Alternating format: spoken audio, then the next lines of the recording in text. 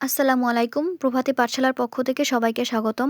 আজকে আমরা গণিতের গড়ের একটি প্রশ্ন সমাধান করব শুধুমাত্র শর্টকাট একটি টেকনিক ব্যবহার করে, যেটা বিসিএস, ব্যাংক জব এবং সকল সরকারি চাকরি পরীক্ষার জন্য খুবই গুরুত্বপূর্ণ।